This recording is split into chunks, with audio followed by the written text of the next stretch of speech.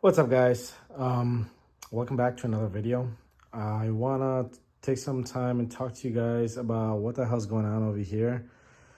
Um, I had previously recorded some videos about what I was doing about with the interior and audio and also the trunk and stuff. And before we get into that, a couple of things I wanted to say. One, I wanted to apologize. I did record some stuff that, step by step, how I was recording everything or doing everything in the car while recording. Show you guys, the putting down the sound deadening and all that stuff in the trunk. And as I was doing it, I was getting frustrated with the way things were, getting put installed. And so I just stopped recording in general. So that's why I am recording now this video. Number two, I want to talk to you guys about the final tune of this car. I had mentioned in my last video that I had a dyno day with Sound Performance end of the month in May, being this month. And after that last video, I actually had reached out to Sound Performance at Jen at Sound Performance, and she was able to get me in that following Tuesday. So it's been like almost a month now at this point, and the car ended up making 700 horsepower even, and 603 foot-pounds of torque on a Mustang dyno at 29 pounds of PSI, 20 pounds PSI. And yeah, it was at 74% ethanol content, so which was great. This is exactly what I wanted, was for 700 or above to see, if I can be able to hit that goal. So the car ended up making 700, which I'm very happy. I am not going to keep it at 700 at all times. Probably going to be around, low 600 or something like that, and just be able to enjoy the car. Number two, after I got it tuned, I brought it home, and then the following weekend, I ended up taking it for a drive. And just a regular drive on the regular roads, and no boosting, no nothing. The clutch started slipping for some reason in fourth gear as I was trying to get on the highway and trying to pass some traffic. Now, again, I wasn't boosting. I was just giving it gas and was trying to pass some cars, and the RPM started to jump. I was like, what the hell is what's going on here? And I thought I wasn't getting traction or something like that. But I ended up smelling the clutch inside the car, like the burnt clutch. So I got onto open road on an open highway, gave it put it down in third and give it some boost, and it had held up fine. And then when I put it in fourth, it was like basically was trying to hold. It wasn't trying, and it's like the RPM was trying to jump, but at the same time was trying to hold at the same time. So I was like, okay, there's something going on, obviously. So I reached out to Granis, and we had a conversation, and he very knowledgeable, very helpful. Ended up finding to help telling me that my slave sunder, the clutch master, could just be a small clutch master that we need to replace it with a bigger one. So we ended up replacing with a bigger one. I ended up swapping out the one I had originally bought with for the Mark IV, and ended up working out perfectly fine. So then now the car has no issues. I haven't driven it much since then because the weather's been shitty. It's like 45, 44 degrees since then. So that's that. Now, what I'm doing here is redoing everything. I have the battery out, cable wires out. I'm redoing the audio. I'm fixing up some stuff that I had done wrong with the last audio video that I had done. And voila. So I got sound deadening completely redone there wasn't any. Got done in the trunk. Don't mind these. Again, this is where I got a little frustrated. I could have completely covered it and installed it. Now, I had this circle made. I had used my wife's painting circle, and then told my dad that I need an inch or two above that, or a couple of inches above that. So I ended up getting this perfectly nice circle. And I do have some space, which I don't mind, but it is a little bit of wobble. There's some wobbliness going on here. So I am going to, after I'm done with the mock-up of all the breakers and all that stuff, I am going to go ahead and get some brackets made from here and also here, and just put it on the body and just get it screw down. I have some rivets that I want to practice. I bought a rivet gun, or tool, I should say. I want to go ahead and get that drilled and circled and rivet, and then screw it down so that way that it doesn't shake and it's in one particular spot. Because right now it's held by that particular bolt. It is where the spare tire clamp goes, which is this piece. So that's what is going on here. I figured at least I utilize the space instead of having my fuel pump relays, which was originally drilled down to the body over there. I wanted to clean that up and move everything over here, and then move my breaker, that battery breaker that was originally there, now into here. So everything is in one nice particular area. And then I got some new, where is my battery block? This is for the amp with the breakers. And then I ended up getting a slim sub box. And this is from Rockville. This is a 10-inch. They do have a 6x8 and also an 8-inch. I was going to do the 8-inch, but there was a $20 difference between 8-inch to a 10-inch. I figured for $20 more, I get 2 more inches. So that's what I ended up doing. And when I bought that, I had an idea of putting it under the seat of the passenger seat. But guess what? It doesn't fit. It doesn't work. So I'm left to possibly returning that. Or what I'm going to end up doing is probably putting it on the new trunk thing. So originally I had that piece. I had to cut it up. I regretted it because I moved the battery to the middle, and then I've been looking for a trunk piece for a while. Now, luckily, Hammer Engineering from Arizona has a new product, which is a trunk. It's made of metal. So I am gonna utilize this. I'm not gonna drill holes. There's pre-existing holes for brackets to hold. Let me see if I have it here. I had it here.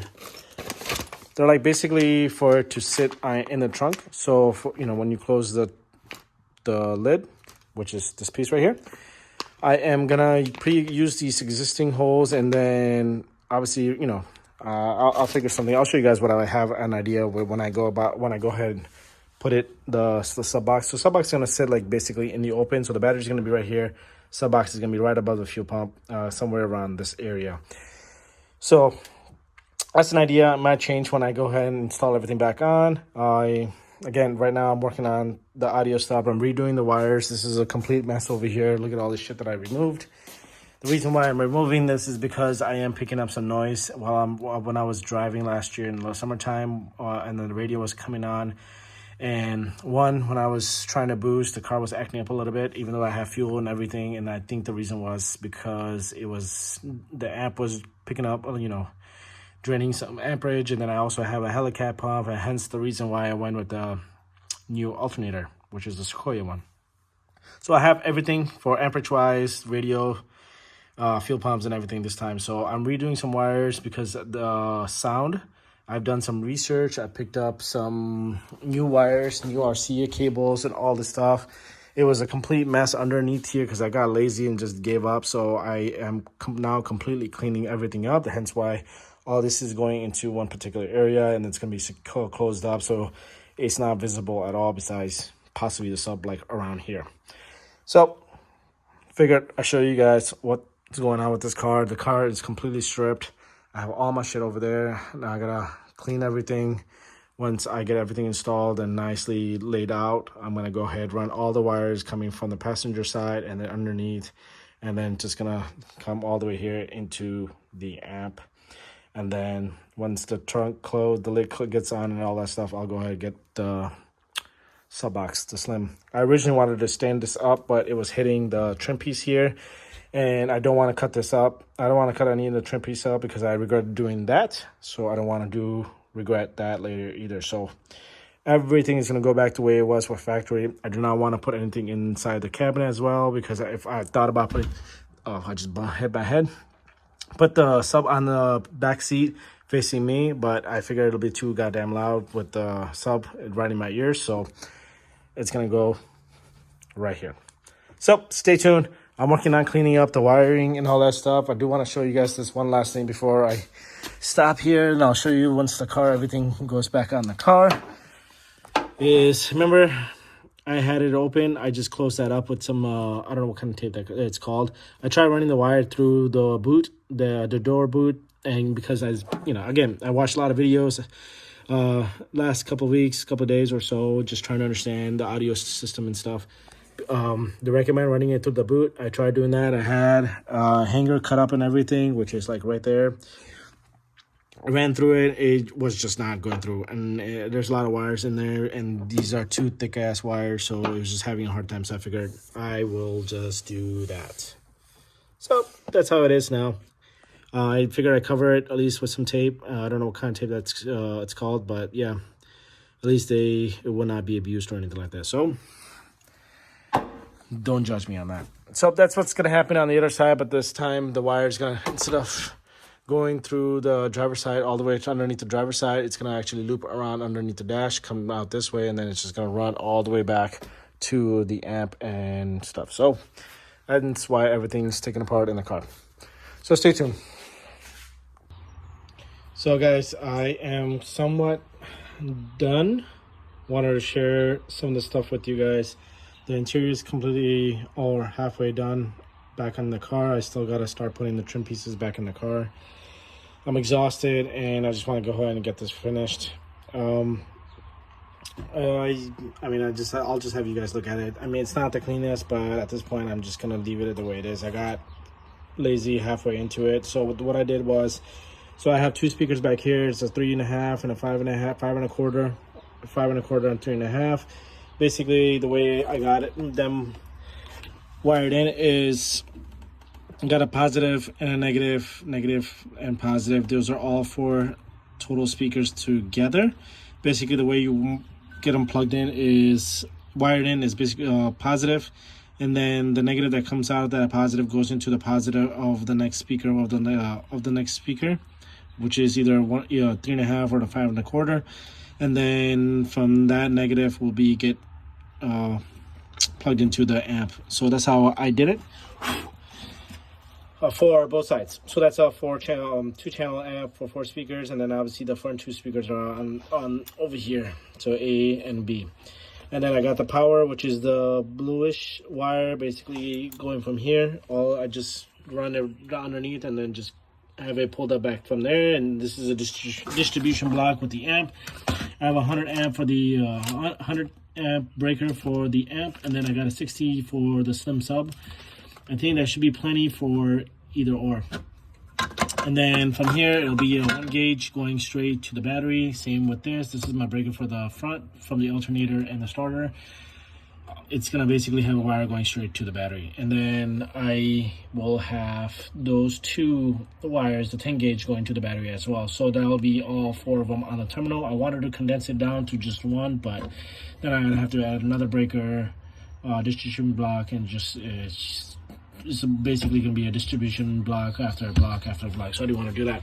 Then I have the 2 relays for the pump, which are right there, which I believe these are 70 amps or 75 amp relays. One's for the Hellcat, one's for the 450, and then those are for the pumps, which are 40 amps each. And that's going right there. And then I have a negative coming from the amp into the, let's see if I can get this cleaned up a little bit. So I have a negative ground wire coming from the amp to the distribution block, and then I have a fuel pump ground right there, and then I have this single wire.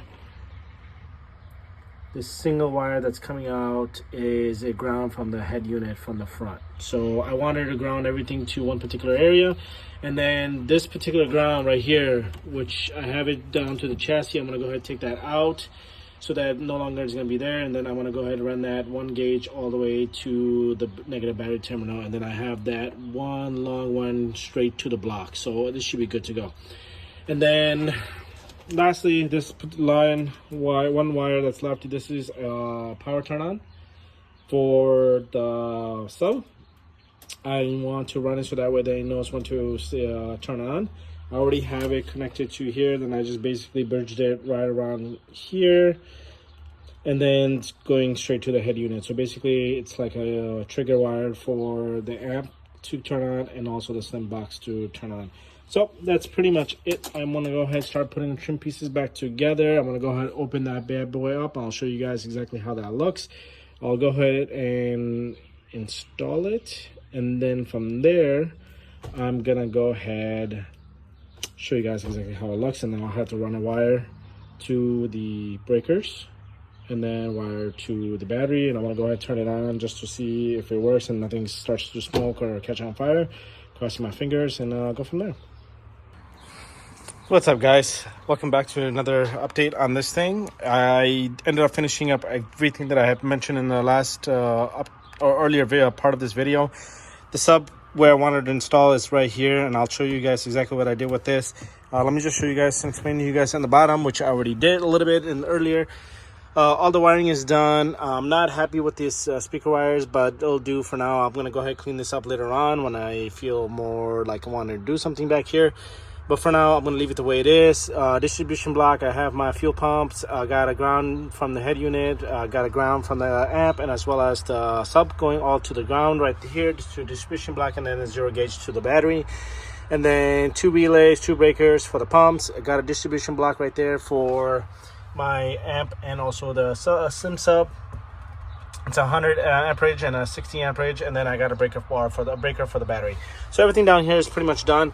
I think it came out somewhat okay. I might end up cleaning this later on in the future, but just thing that I learned is I won't be using these speaker wires later on in the future. Nothing wrong with them, I just don't like how it turned out and stuff. I feel like I could have used a cleaner wire, and it'll probably be more expensive wire, which I'll probably have to go to an audio shop and stuff to buy, not Amazon. So that's just me. Everything else is done.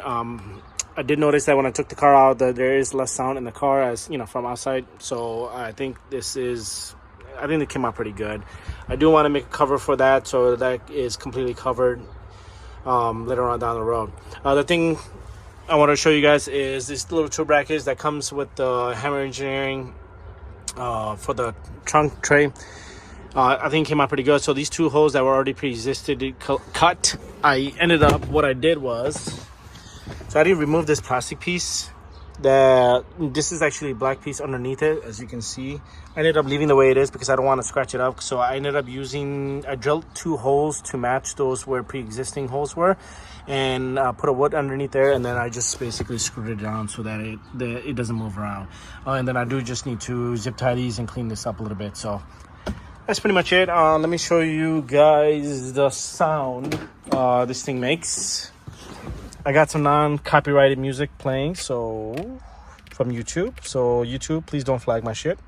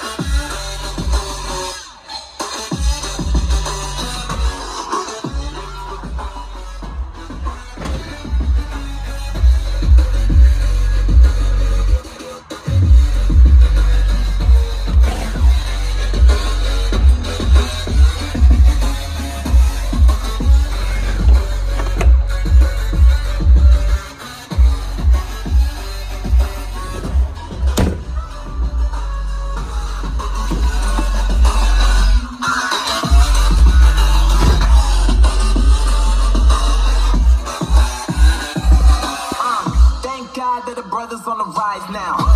Endless celebrations all in my house. Levitating now, I'm super duper fly now.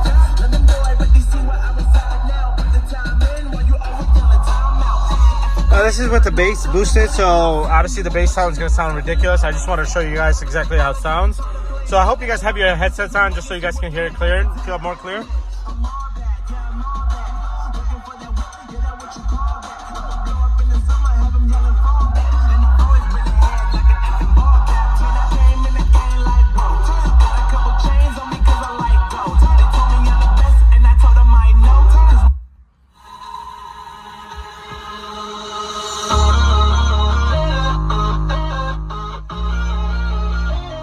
So only on 16 for now.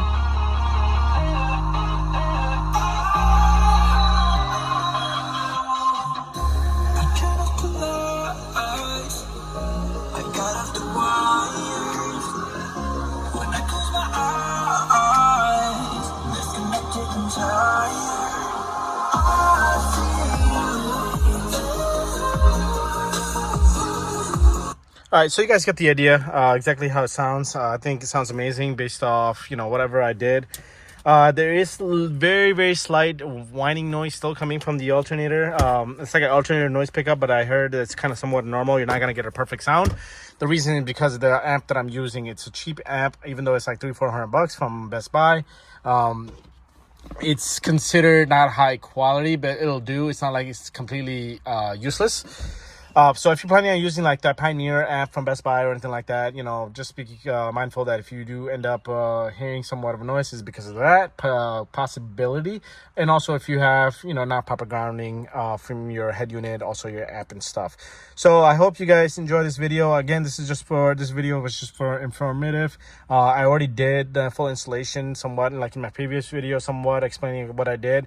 I ended up zip tying all the cables together so it's nicely ran underneath the passenger side, and from the head unit all the way back to the trunk. Then you saw my trunk as well, how it looks.